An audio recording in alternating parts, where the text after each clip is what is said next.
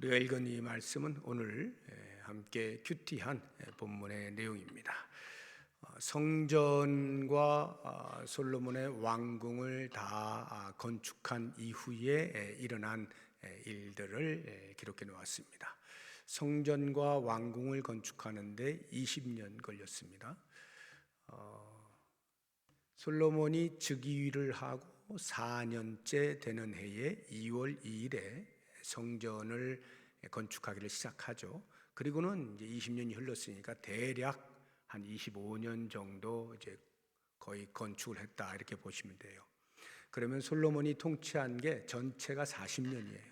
40년 동안에 처음 즉위하여서 25년 동안을 성전과 왕궁을 건축하였어요. 그런데 오늘 말씀을 보게 되어지면 그 이후에도 계속해서 건축을 하는 것으로 보아서 그의 40년 통치의 대부분을 건축하는 것으로 시간을 보냈다. 이렇게 보셔도 무방할 만큼 많은 건축을 했던 것을 알 수가 있습니다.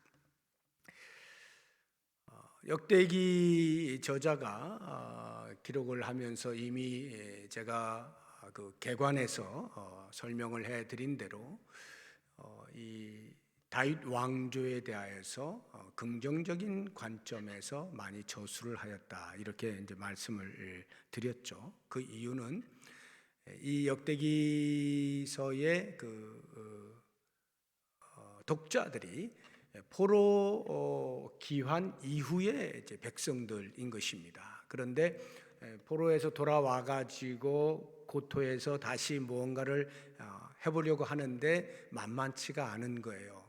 암울한 현실 앞에서 하나님께서 계속 우리와 함께하고 계시는가? 하나님이 정말로 당신의 언약을 성취하시는가? 이런 회의가 들 만큼 현실이 불투명한 그러한 삶을 살고 있던 사람들, 그들에게 용기와 희망을 주기 위하여서 그런 목적으로 저술을 했기 때문에 가능한 한 부정적인 것보다는 긍정적인 면들을 많이 서술을 해놓았다 이렇게 말씀을 드렸죠.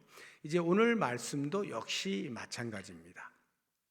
11절까지에 나오는 내용을 보시게 되면 이것이 열왕기서에도 그대로 나옵니다. 똑같은 상황을 기록을 해놓았는데 그 기록한 초점이 조금 달라요.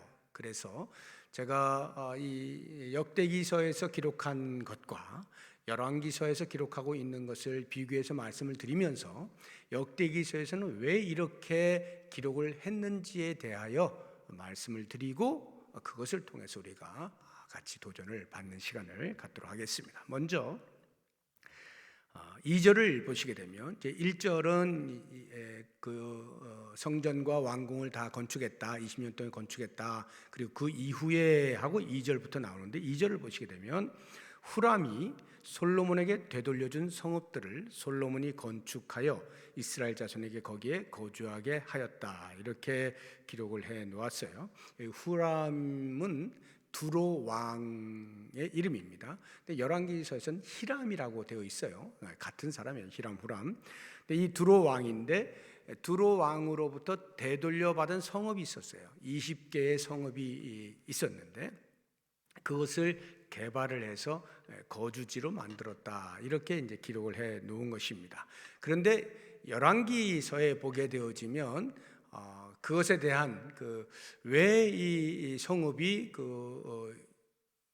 두로 왕에게 전달이 되었고 또 그것이 왜 다시 돌아왔고 이런 것들이 다 설명이 되어 있어요. 그걸 한번 보도록 하겠습니다.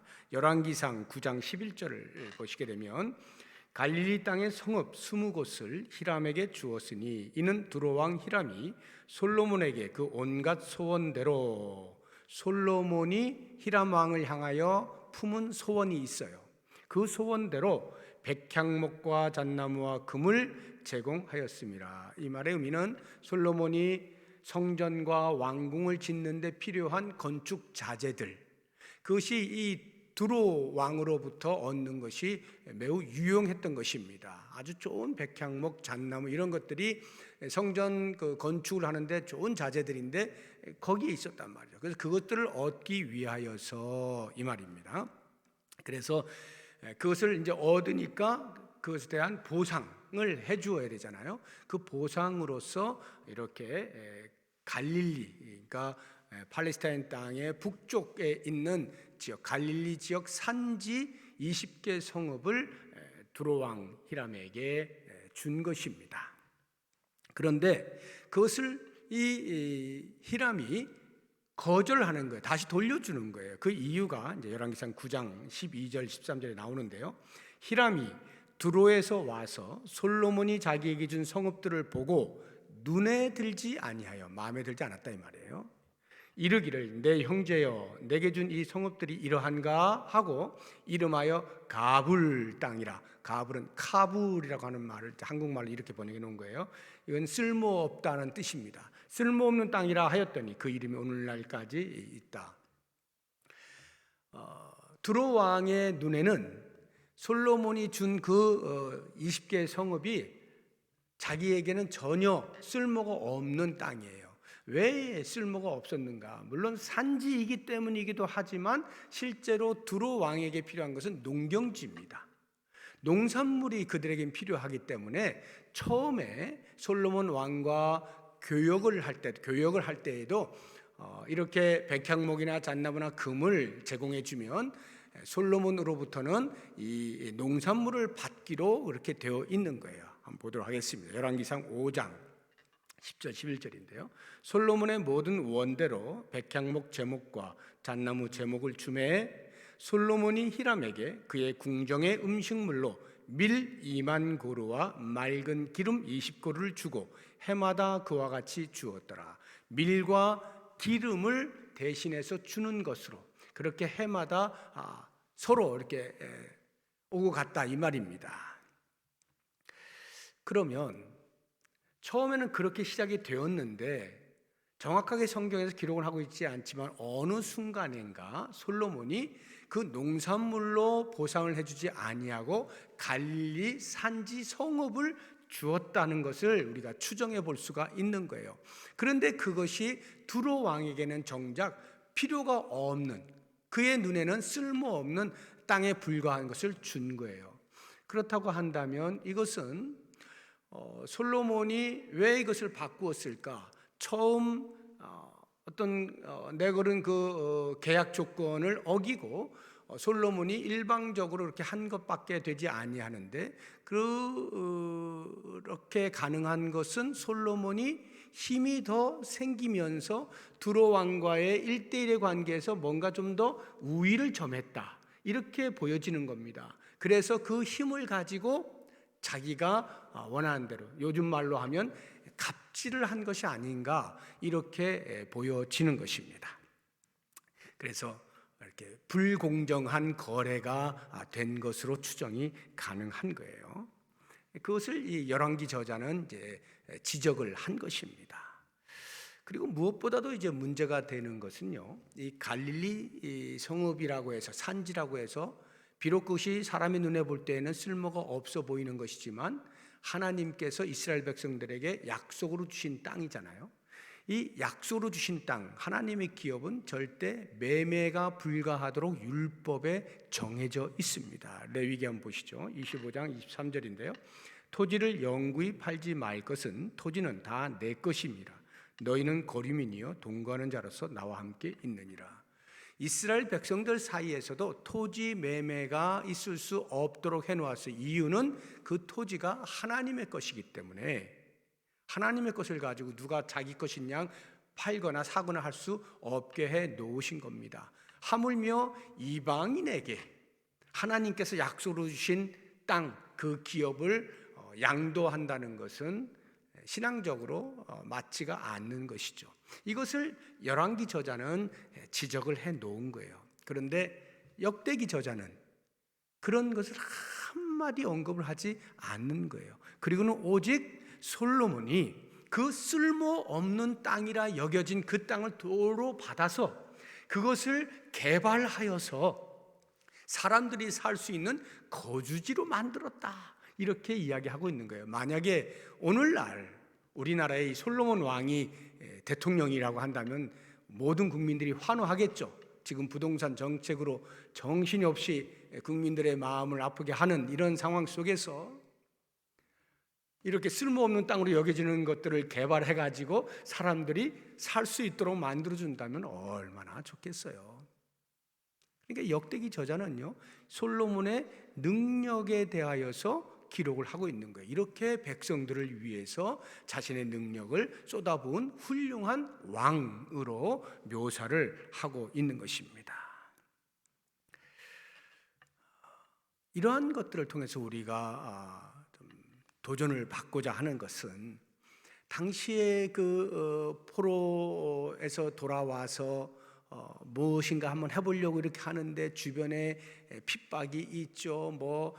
상황과 이 환경들이 제대로 갖춰진 게 없죠. 너무너무 힘든 거예요.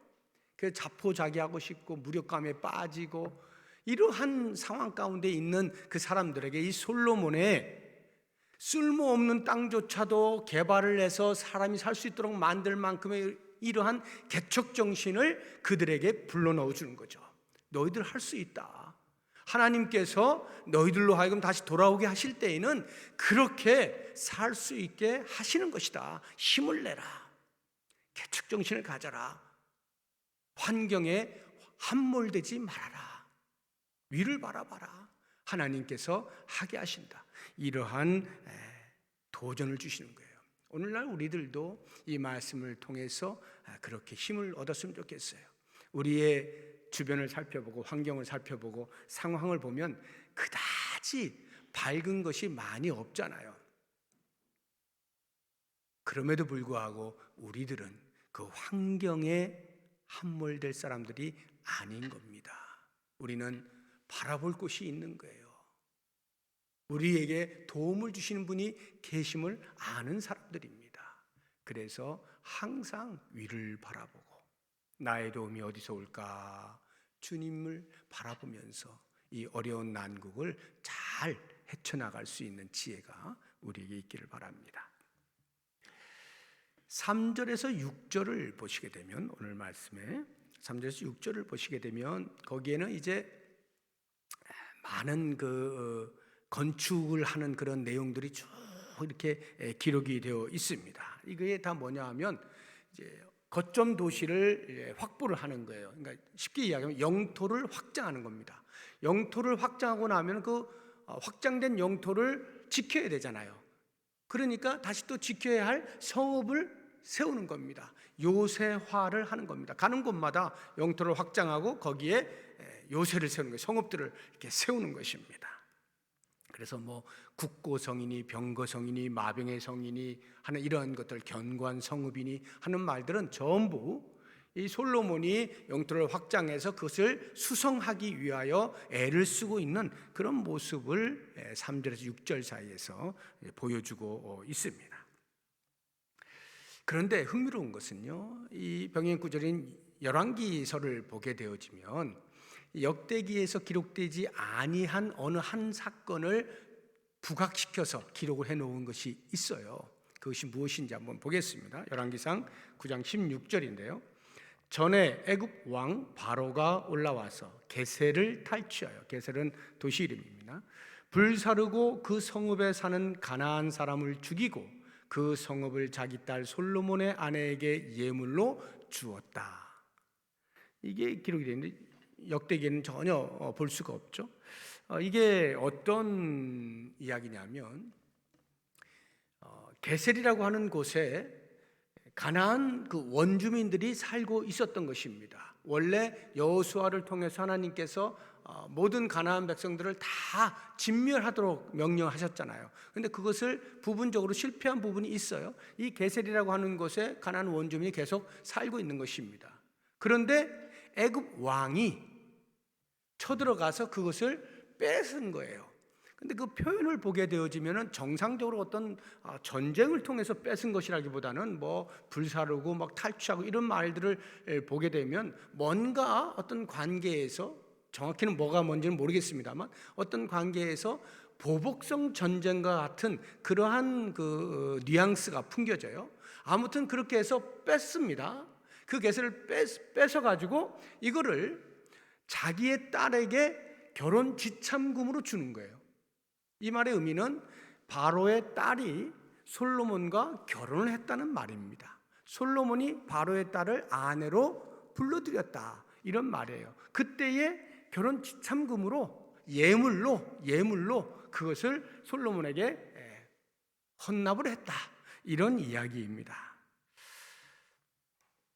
이것을 통해서 이 열왕기 저자가 말하고 싶은 것은 이 솔로몬이 그 당시에 애굽의 힘을 의존하고 있었다라고 하는 것을 암시를 해주고 있는 것입니다. 그러니까 정략 결혼도 자신의 정치적인 안정을 위하여서 사람이 힘을 빌리는 거잖아요. 하나님께서 다스리시는 나라인데, 이스라엘은 하나님께서 하게 하실 텐데 그것을 신뢰하지 못하여서 사람의 힘을 빌린 거거든요. 이런 정략 결혼이라든가, 아니면 그 가나안 땅에 계속해서 그 가나안 원주민을 물리쳐야 하는 그 사명을 놓고 있다가 다른 힘에 의하여 그것을 그냥 받아버리는 이러한 모습들은 전부 다 하나님보다는 사람을 의지하는 솔로몬임을 지적을 하고 있는 거거든요. 열왕기서는 그렇게 솔로몬의 모습을 비춰주고 있는 것에 비하여서 역대기 저자는 전혀 그런 언급을 하고 있지 않다, 이 말이에요. 오직 솔로몬이 능력이 대단해서 국력을 신장하고 확장하고 강화하는 데에만 초점을 맞추고 있는 거예요. 그래서 본문 6절을 보게 되면 뒷부분에 그가 다스리는 온 땅에 건축하고자 하던 것을 다 건축하니라. 그가 맘만 먹으면 뭐든지 다 했다, 이렇게 기록을 함으로써 그의 능력을 부각을 시키고, 그렇게 솔로몬은 나라의 강대함을 위하여서 수고를 한 왕이다 라고 하는 것을 드러내고 있는 것입니다. 실제로 다윗과 솔로몬 시대가 이스라엘 전체 역사 속에 가장 강대한 나라를 만들었던 시기입니다. 최전성기라고 할 수 있어요. 우리나라로 치면 그 고구려의 19대 왕인 그 광개토 대왕, 그리고 그 아들 20대 왕인 장수왕, 이 두 대 때에 우리나라 역사상 가장 넓은 영토를 가지고 있었잖아요. 그런 것처럼 다윗과 솔로몬 하면 이스라엘 역사에서 가장 영토가 넓고 힘이 강했던 그러한 시기였다라는 것을 우리가 알 수가 있는데, 왜 역대기 저자는 이 부분을 그렇게 강조를 했을까? 하나님께서 다시 너희들 강대하게 하실 것이다, 이걸 말하고 싶은 거예요. 지금은 비록 너희들이 초라해 보이고 다른 밖에 있는 주변 국가에 의해서 계속해서 핍박을 받고 힘을 못 쓰는 그런 사람들처럼 보이지만 반드시 너희들을 다시 강하게 만들어줄 것이다. 봐라, 이 솔로몬이 이렇게 강대한 나라를 만들지 않느냐 했느냐 하고 힘을 불어넣어 주는 것을 볼 수가 있습니다. 우리가 이런 말씀들을 통해서 오늘날 우리의 삶으로 적용을 해본다고 하면 우리는 끊임없이 천국에 가는 그 날까지 영적인 전쟁을 치르면서 살아야 할 사람들입니다. 사탄이 주변에서 여러 가지 모양을 가지고 우리에게 도전을 해옵니다. 그럼 우리는 그들과 더불어 계속해서 싸움을 하면서 천국의 여정을 가야 되는데, 그러한 싸움에서 흔들리지 말고 당장 눈에 볼 때는 내가 이런 모습으로 어떻게 이길 수 있겠나 형편없어 보이더라도 하나님께서 함께 하시면 이길 수 있다 하는 이러한 확신을 이 말씀을 통해서 우리가 다시 한번 부여잡고, 오늘 우리에게 주어져 있는 영적인 전쟁터에서 하나님의 함께 하심을 통하여 승리하는 경험을 하고 그 하나님을 노래하면서 다시 또 내일을 준비하는 이러한 지혜가 우리에게 있기를 바랍니다. 이제 7절에서 10절을 보시게 되면 여기에는 그 건축을 계속 수십 년 동안 해오는데, 건축을 하려면 사람이 필요하잖아요. 그 사람을 어떻게 했느냐 하는 부분이 이제 기록이 되어 있어요. 건축에 필요한 일꾼을 동원하는데 가나안 그 원주민들, 다 쫓아내지 못한 그 원주민들을 활용한다는 것이 이제 7절과 8절이에요. 이스라엘이 아닌 헷 족속과 아모리 족속과 브리스 족속과 히위 족속과 여부스 족속에 남아있는 모든 자 곧 이스라엘 자손이 다 멸하지 않았으므로 그 땅에 남아있는 그들의 자손들, 이 사람들이 역군이 되는 것입니다. 일군으로 이제 되는 것인데, 이스라엘 사람들은 어떻게 되느냐? 9절과 10절을 보게 되면 오직 이스라엘 자손은 솔로몬이 노예로 삼아 일을 시키지 않았다. 대신에 그들의 관리자로 세웠다. 이렇게 이야기를 하고 있습니다. 이것이 이제 역대기 저자가 이야기를 하고 있는 것이에요. 그런데 열왕기 저자는요, 이 원주민 이야기를 똑같이 합니다. 이 원주민을 통해서 일꾼을 세웠다라고 말을 하는데, 그때 이 표현이 먼저 이 열왕기상 한번 보면 열왕기상 9장 21절 한번 보겠습니다. 곧 이스라엘 자손이 다 멸하지 못함으로, 우리 한국말 번역이 아주 흥미롭게 해놨어요. 이스라엘 자손이 다 멸하지 못함으로 그 땅에 남아있는 그들의 자손들을 솔로몬이 노예로 역군을 삼아 오늘까지 이르렀다. 이렇게 표현했죠. 여기 멸하다라고 하는 동사가 하람이라고 하는 히브리어입니다. 하람. 헤렘 신앙이라는 말 제가 종종 드리죠.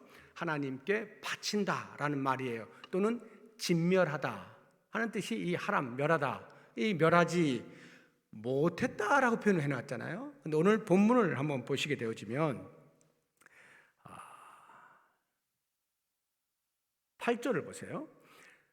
곧 이스라엘 자손이 다 멸하지 않았으므로, 이렇게 놨잖아요. 이스라엘 자손이 다 멸하지 않았으므로. 그런데 여기 멸하다라고 하는 이 동사가 카라입니다.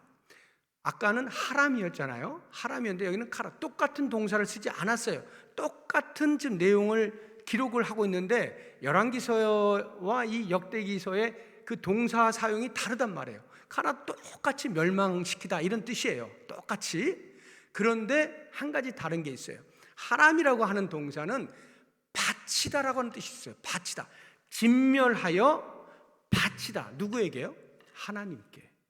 그러니까 하나님께서 가나안에 들어가게 되어지면 거기 있는 모든 원주민을 비롯해서 모든 것을 전부 다 진멸하라 그러거든요. 그래서 그것을 나에게 바쳐라 이렇게 말씀하신단 말이에요. 남겨두면 안 되는 거예요. 왜? 하나님의 것이기 때문에 하나님께 바치라는 말이에요. 그런데 이 역대기 저자는 그 단어를 안 쓴 거예요. 그냥 멸하다 이렇게 썼고, 한국말 성경은 멸하지 않았다라, 못하다가 아니라 않았다라고 번역했어요. 이 못하다 않았다는 원어상으로는 똑같은 말이에요. 근데 이 번역을 이렇게 해놓음으로써 역대기 저자의 의도를 어느 정도 의역을 해놓은 게 아닌가 이런 생각이 듭니다. 그게 무슨 말이냐 하면 진멸의 명령에 대하여 열왕기 저자는 이스라엘이 지금 실패했다, 솔로몬이 실패했다라고 하는 것을 드러내주고 있는 거예요. 하람이라고 하는 동사를 씀으로써 바치는 것에 실패했다라고 하는 것인데, 역대기 저자는 그 동사를 쓰지 않음으로써 크게 부각시키지 않는 거예요. 그게 그렇게 큰 일이 아니다라고 보는 것입니다. 그냥 다 멸하지 않아서 남아있는 그 사람들 역군으로 사용했다. 여기에 초점을 맞추고 있다 이 말입니다. 이 열왕기서에서는요, 또 하나 이 솔로몬의 노동 정책이 실패했다는 것을 암시를 해주고 있는데, 열왕기상 9장 22절 한번 보겠습니다. 다만 이스라엘 자손은 솔로몬이 노예를 삼지 아니하였으니 그들은 군사와 그 신하와 고관과 대장이며 병거와 마병의 지휘관이 됨이었더라. 해서 이스라엘 자손은 노예를 삼지 않았다라고 하는 이 말은 역대기 저자에도 똑같이 나와 있습니다만, 뉘앙스가 이 열왕기 저자는 초기에는 그러지 않았다는 거예요. 초기에는 그러지 않았는데 나중에 가서 그 가나안의 원주민들만 일꾼으로 사용하고 이스라엘 백성들은 보호했다, 이런 식의 표현이거든요. 왜냐하면 열왕기상에 보게 되면 처음에는 성전을 건축하거나 왕궁을 건축할 때에는 이스라엘 백성들도 노역에 가담한 것을 볼 수가 있어요. 열왕기상 5장을 한번 보겠습니다. 13절 14절인데요. 이에 솔로몬 왕이 온 이스라엘 가운데서 역군을 불러일으킨, 여기 온 이스라엘은 이스라엘 민족을 말하는 것입니다. 이스라엘 백성들이에요. 이방인들 말고. 역군을 불러 일으키니 그 역군의 수가 3만 명이라. 솔로몬이 그들을 한 달에 10,000명씩 번갈아 레바논으로 보내매 그들이 한 달은 레바논에 있고 두 달은 집에 있으며 아도니람은 감독이 되었고, 여기 그 레바논의 그 백향목을 가지고 오고 하는 이런 일들에 이스라엘 백성들을 노역으로 사용했다라고 하는 거거든요. 그러니까 초기에는 그렇게 가나안 원주민이 됐든 이스라엘 백성이 됐든 함께 그런 노역에 가담할 수 있도록 한 거예요. 다시 말하면 융화를 한 것입니다. 너나 구별하지 아니하고. 그런데 시간이 흘러서 왕궁까지 완전히 건축한 다음에 그 다음 건축을 계속해 나가는 이런 상황 속에서는 점점 이스라엘 백성들은 노역에서 빠지고 관리자로 올라가고 이 가나안 원주민들만 계속해서 노역을 시키고 있다라고 하는 것을 열왕기서는 말하고 있는 거예요. 근데 역대기서는 전혀 그런 얘기를 하지 않고 있습니다. 오히려 그냥 이스라엘 백성들은 그런 노동을 하지 않냐 관리자의 자리에 있다라고 해서 우월성을 강조하고 있다는 것을 알 수가 있어요. 왜 그랬을까? 사실은 열왕기서의 저자는 솔로몬의 이러한 그 노동 정책의 변화에 대해서 잘못했다고 지적을 하고 있는 거거든요. 처음에는 융화 정책을 썼다가 나중에는 분리 정책을 썼다라고 하는 거예요. 다시 말하면 구조를 지배와 피지배의 구조로 만들었다, 이것을 지적을 하고 있는 것인데, 역대기 저자는 오히려 그것이 이스라엘 백성들의 우월성을 드러내는 것으로 이야기를 하고 있음으로써 무엇을 말하려고 하는 것이냐. 지금 이 독자들은 자존감이 무너질 대로 무너져 있는 사람들이에요. 주변 국가들의 그 공격에 의해서 완전히 침울해져 있는 그러한 사람들이에요. 자존감이 없어. 그런 사람들에게 자존감을 회복을 시켜줄 필요가 있는 거예요. 너희는 다른 사람들이야. 이걸 이야기해 주고 싶은 것입니다. 실제로 우리의 삶에서 사람과 사람 사이에 차별을 두면 안 돼요. 나는 예수 믿는 사람이고 너는 아니니까 하나님께서 나는 복 주고 너는 복 안 주셔. 이런 식으로 차별을 두고 우월감을 가져서는 안 되는 겁니다. 그런데 중요한 것은 이 역대기 저자의 그 의도를 통해서 우리가 도전받고자 하는 것은 구별함은 있어야 돼요. 하나님 나라의 백성됨의 구별됨은 가지고 있어야 돼요. 그 자존감은 가지고 있어야 되는 거예요. 무엇을 많이 가지고 있어서 너와 나를 비교하여 내가 더 우월해, 그러한 차별적인 부분이 아니고 하나님 나라 백성이라고 하는 그 구별감, 이것마저 없으면 아무것도 아니에요. 세상에 있으나 세상에 속하지 않은 자의 삶, 이 구별됨이 우리에게 있을 때 비로소 우리는 자존감을 갖게 되는 거예요. 너보다 내가 많은 것을 가져서 내가 에헴하는 것이 아니라 하나님 나라의 백성 되매라고 하는 이 자체의 자존감, 이것이 성도의 질입니다. 그래서 우리가 이러한 그 하나님 나라의 백성됨의 자존감을 꼭 잃지 마시고 단단히 가지고 계셔서 어떠한 상황 속에서도 흔들리지 아니하고 오롯이 하나님의 자녀됨의 권세를 가지고 상황과 관계없이 그렇게 넉넉한 믿음으로 살아갈 수 있는 우리들의 삶이 될 수 있기를 바랍니다. 이제 마지막 한 가지만 더 보자고 하면 11절 마지막 절인데요. 이 11절을 보게 되면 이제 솔로몬이 바로의 딸을 데리고, 그러니까 솔로몬이 주도하고 있는 모습이죠. 바로의 딸을 데리고 다윗성에서부터 그를 위하여, 그는 그 바로의 딸을 말하는 거예요. 그녀를 위하여 건축한 왕궁에 이르러 이르되 내 아내가 이스라엘 왕 다윗의 왕궁에 살지 못하리니 왜냐하면 여호와의 궤가 이른 곳은 다 거룩하기 때문이다. 이렇게 이야기를 해요. 여호와의 궤가 있는 곳은 거룩하죠. 하나님이 임재하시는 곳이니까 거룩해요. 거룩한 곳에는 이방인이 들어올 수가 없어요. 에스겔서 한번 보죠. 44장 9절인데요. 주 여호와께서 이같이 말씀하셨느니라. 이스라엘 족속 중에 있는 이방인 중에 마음과 몸의 할례를 받지 아니한 이방인은 내 성소에 들어오지 못하리라. 왜냐하면 거룩하지 않기 때문이에요.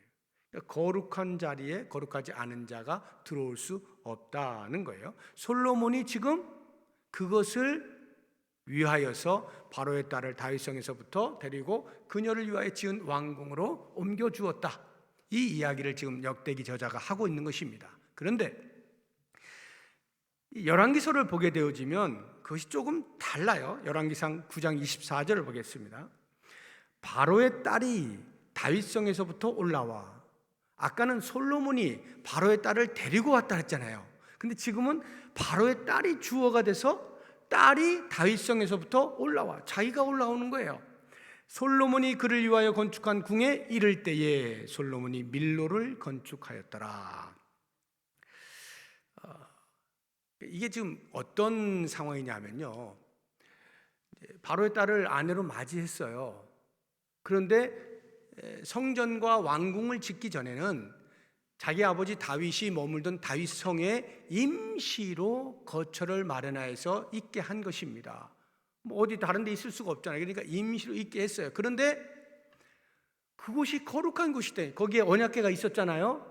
다윗이 기럇 여아림에서부터 다윗성으로 임시의 거처를 마련해 놓고 언약궤를 안채 놓지 않았습니까? 그러니까 그 언약궤가 있는 곳이니까 거룩한 곳이니까 솔로몬이 마음이 조마조마한 거예요. 빨리 어떻게 해야 되는데. 그래서 솔로몬이 뭘 했느냐? 그녀를 위해서 거처를 마련한 거예요. 궁을 지은 것입니다. 그래서 이 열왕기상을 다시 한번 보게 되면 9장 24절 뒤에 보시게 되면 그 건축한 궁에 이를 때에 그 궁을 짓고 나서 솔로몬이 밀로를 건축하였더라. 그래서 이 밀로라고 하는 것은 예루살렘 성을 수축하는 것을 말하는 것인데, 궁을 이 자기 아내 바로의 딸이 거할 그 궁을 마련하는 것이 매우 조급하게 급하게 이루어지고 있음을 보여주고 있지 않습니까? 솔로몬이 자기 아내가 와서 자기에게 시집을 와서 자기가 섬기는 하나님께로 완전히 돌아서지 못하고 여전히 이방인으로서의 자리를 그대로 가지고 있다는 것을 보여주고 있는 거예요. 그러니까 이거 큰일 난 거예요. 계속 그 언약궤가 있는 곳에 머물 수 없으니까 빨리 궁을 지어서 옮겨줘야 되는 거죠. 이 말의 의미는 지금 주도권이 열왕기서에서는 이 바로의 딸에게 있다고 하는 것을 보여주고 있는 거예요. 솔로몬이 지금 신앙적으로 이끌어가지 못하고 주도권을 완전히 빼앗겼다라고 하는 것을 이야기하고 있는 거거든요. 그런데 이 역대기 저자는 전혀 그런 이야기를 하지 아니하고 오히려 솔로몬이 바로의 딸을 데리고 와서 궁으로 옮겨 주었는데 그 이유가 거기는 거룩한 곳이기 때문에 옮긴 것이다라고 해서 솔로몬의 신앙에 대하여 강조를 하고 있는 것을 볼 수가 있는 것입니다. 왜 이렇게 했을까? 그 포로에서 돌아온 그 사람들이 이제 오직 유일신앙만을 가지고 살아야 되는데 그것을 하지 못하여서 바벨론의 포로로 70년을 살았던 거 아니겠어요? 그러니까 앞으로는 다시는 그러한 죄를 범치 아니하고 오직 하나님만 붙들고 살겠다, 이런 각오를 하며 살아야 되잖아요. 그러니까 그 유일신앙을 강조를 해야 되는데 이 솔로몬의 행적을 기록을 하면서 그 바로의 딸에 의해서 휘둘리고 있는 모습보다는 오히려 하나님의 언약궤의 그 거룩함을 보존하기 위하여 바로의 딸을 다른 곳으로 거처를 옮긴 것으로 이렇게 묘사를 하는 것이 그들에게는 훨씬 더 도전이 되어지고, 그렇구나, 우리가 오직 유일신앙으로만 살아야 되는구나, 이렇게 생각을 할 수 있지 않겠어요? 그러한 의도를 가지고 저수를 했다 이 말이에요. 그러면 우리가 오늘날 이 말씀으로 우리가 도전을 받고자 할 때에 다른 무엇이 있겠습니까? 우리가 이 땅을 살아가는 동안에 하나님의 거룩하심을 따라서 나도 거룩한 삶을 살아야 하는 것에 대한 자기 정체성을 분명히 갖자 하는 것입니다. 우리는 한순간에 죄와 짝할 수가 있어요. 나에게 찾아오는 죄에 대해서 거리감을 두지 아니하고 그냥 반길 수가 있어요. 어떨 때는 그냥 모른 척하고 그냥 받아들이기도 하고요. 어떨 때는 그것을 이용하기도 하고요. 그것이 우리 인간의 연약함이에요. 그러나 우리는 그렇게 사는 존재들이 아니죠.